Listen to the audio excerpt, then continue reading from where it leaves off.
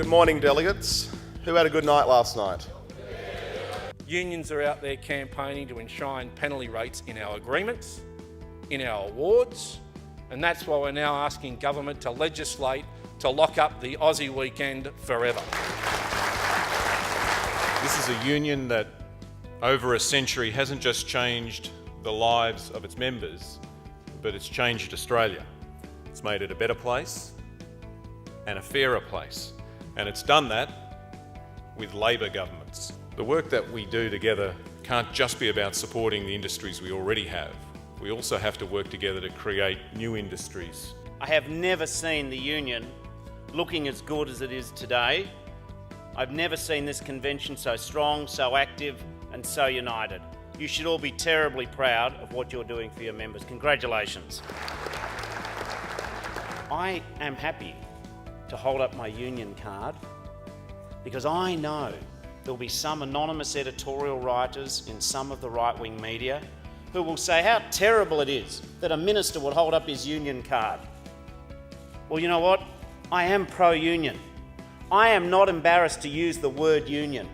Unions have contributed much more good in this country than any other institution in Australian democracy outside of the Parliament of Australia.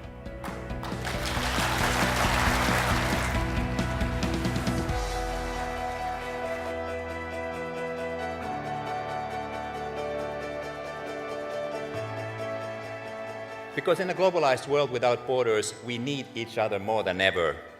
Only by combining the forces of organized labor across the 5 continents can we with success to fight for the right to organize, for decent wages and working conditions, for a better life for workers and their families. Global solidarity forever. Thank you. If we can realise a boom in CSG, then Australia can enjoy the same kind of boom that the US is currently experiencing.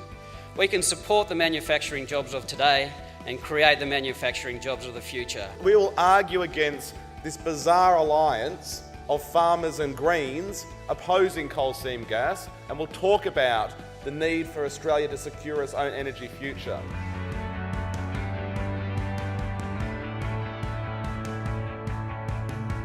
And it is so refreshing to come 3 hours across the Tasman and find a government that is prepared to at least try and do something that is engaging with unions and employers and industry people. I believe that we should hold ourselves to a higher account than the corporate sector, because we manage, through our union, the funds of working people. And that's why in this union, we can be proud of our record, particularly for the last 12 years, in above-board, transparent and open governance procedures. To continue to make the union to grow is the responsibility that ranks equally as a joint top priority as it does in servicing the members. A focus on the Women's Committee over the next 2 years will be focusing on women in non-traditional roles and how we can hopefully promote and engage women in those industries to join those industries and join the union. We are reshaping the way workers are able to be protected in working futures in this country and around the world. That's an achievement. That's what an alliance is about. That's a future, and it's as much mine as it is yours, and I'm proud to be in your company. Thank you very much. We can build an Australia where every Australian has a stake in our prosperity if we get the right policy framework for the 21st century. Now, I note that the Leader of the Opposition said this morning that coalition policies will be delivered with an Australian accent. Well, this is what I say to that.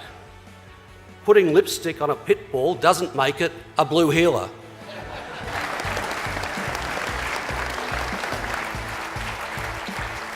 They're not about cutting wages, and that's exactly what the other mob's going to do. They understand the pressures of the cost of living. It is our duty to not only defend the interests of AWU members working in public sector departments and agencies throughout this country, but it is our duty to ensure that the Conservatives never ever get the opportunity to rip apart the fabric of our communities and strip away core service delivery to those that need it most. Tonight is our informal night, and we want to thank the Queensland branch for hosting us at their dinner this evening.